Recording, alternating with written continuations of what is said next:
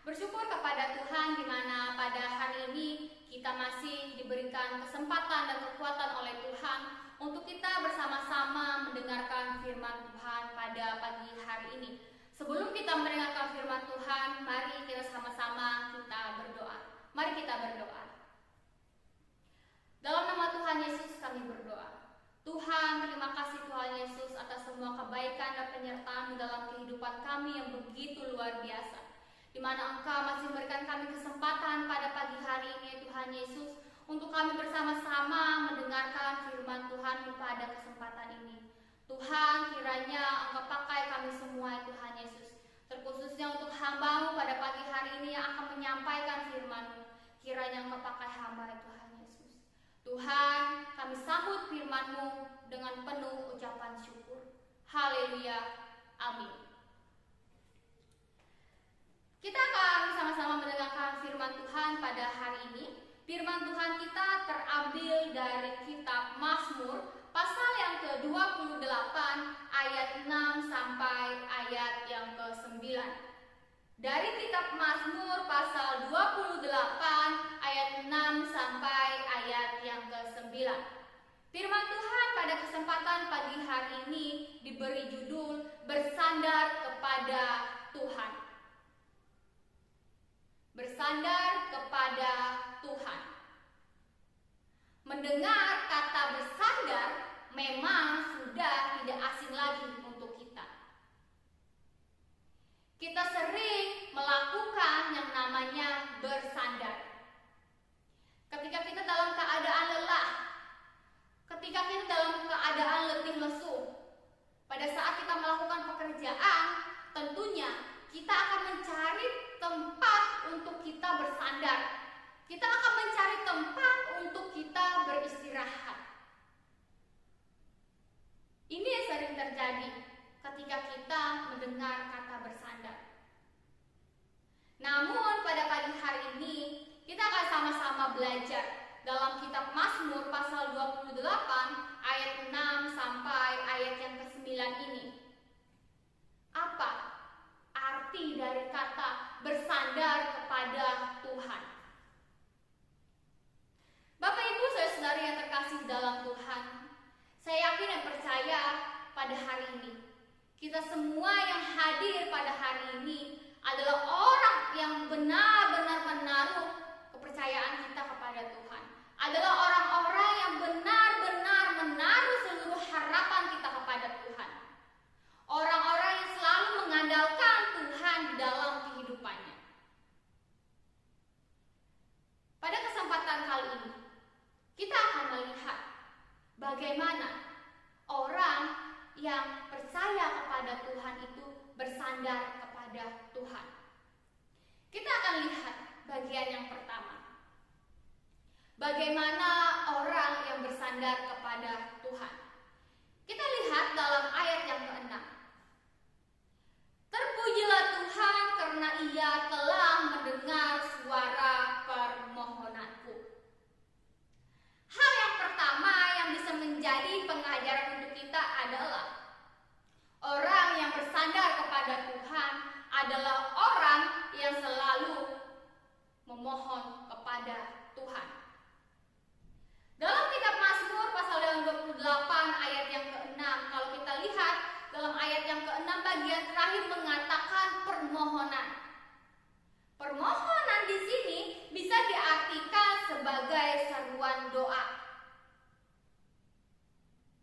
Terkadang dalam kehidupan kita sering yang namanya memohon.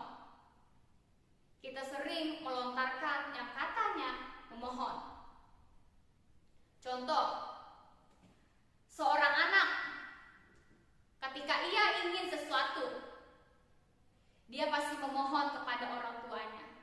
Pak, Ma, saya mau ini, tolong belikan buat saya. Atau Kak, saya mau ini, tolong belikan buat saya. Ketika tidak dituruti, mungkin sang anak akan merengek-rengek kepada orang tuanya. Oh, mereka akan memohon kepada orang tua mereka. Begitu juga untuk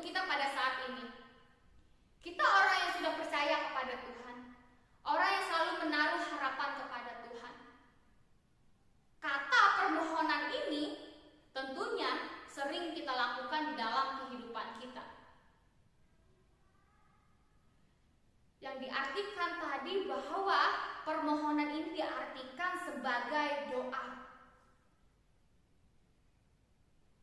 Jika saya bertanya, dalam sehari berapa kali Bapak Ibu Saudari berdoa?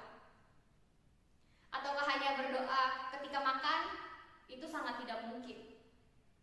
Tentunya kita sebagai orang percaya kepada Tuhan, setiap hari tentunya kita akan berdoa.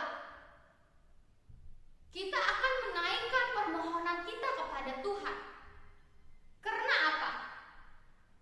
Karena dalam ayat ini mengatakan, terpujilah Tuhan karena Ia telah mendengar suara permohonanku. Kita tahu Tuhan kita adalah Allah yang hidup, Allah yang berkuasa dalam kehidupan kita. Kita tahu ketika kita memohon, ketika kita berdoa kepada Tuhan, tentunya kita tahu Tuhan akan mendengar dalam setiap doa-doa kita. Tuhan akan mendengar. Maka daripada itu, kita sebagai orang yang percaya selalu memohon kepada Tuhan. Kalau kita lihat dalam pasal yang ke-28 ini, dalam ayat yang ke-1, kepadamu ya Tuhan, gunung batuku, aku berseru, janganlah berdiam diri terhadap aku, sebab jika engkau tetap membisu terhadap aku menjadi seperti orang yang turun ke dalam liang kubur. Dengarlah suara permohonanku apabila aku berteriak kepadamu minta tolong. Kalau kita lihat ayat yang pertama sampai ayat yang kedua ini mengatakan bahwa berseru, dengarlah suara permohonanku. Pemazmur menuliskan hal ini. Sini dikatakan dari Daud. Daud mengungkapkan sebuah perasaannya. Bagaimana ketika ia berseru kepada Tuhan, bagaimana ia menjadikan Tuhan tempat bersandarnya. Ini yang dilakukan Daud pada saat itu. Namun bukan hanya ini saja Bapak Ibu Saudara yang terkasih dalam Tuhan. Kita tahu bagaimana cerita Daud ketika ia melawan orang-orang Filistin pada saat itu. Ia melawan Goliat yang badannya begitu besar, yang badannya begitu kuat. Sedangkan kita tahu Daud hanyalah anak kecil, masih muda pada saat itu. Tetapi Daud mampu melawan Goliat pada saat itu. Ia mampu mengalahkan tentara Filistin pada saat itu. Itu bukan karena kekuatannya sendiri, bukan karena hebatnya Daud pada saat itu, tetapi karena ada penyertaan Tuhan pada saat ia melawan tentara Filistin pada saat itu.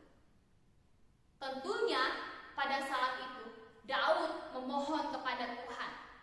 Ia berdoa kepada Tuhan, ia berseru kepada Tuhan. Inilah yang ia lakukan. Ia tahu Tuhan pasti mendengar dari setiap doanya. Ia tahu bahwa Tuhan akan mendengar dari setiap permohonannya. Inilah yang bisa menjadi pengingat dalam kehidupan kita sebagai umat-umat Tuhan yang percaya kepada Tuhan. Apakah sulit untuk kita memohon kepada Tuhan? Apakah sulit untuk kita berdoa kepada Tuhan? Tentunya tidak. Berdoa sangat mudah untuk kita lakukan. Dimanapun, kapanpun kita bisa melakukan yang namanya doa. Tidak ada yang sulit bagi kita ketika kita masih menjadikan Tuhan tempat kita bersandar. Biarlah ini menjadi pengingat dalam kehidupan kita. Kita yang saat ini sudah percaya kepada Tuhan, sudah menaruh seluruh harapan kita kepada Tuhan, biarlah kita jangan berhenti untuk selalu berdoa kepada Tuhan. Janganlah kita berhenti untuk selalu memohon kepada Tuhan. Karena apa? Tuhan akan selalu mendengar orang-orang yang berseru kepadanya. Inilah hal yang pertama yang bisa menjadi pengajaran dalam kehidupan kita. Biarlah kita sebagai umat-umat Allah yang percaya, kita bersandar kepada Tuhan, kita selalu memohon kepada Tuhan. Karena kita tahu Tuhan kita selalu mendengar dari setiap permohonan kita.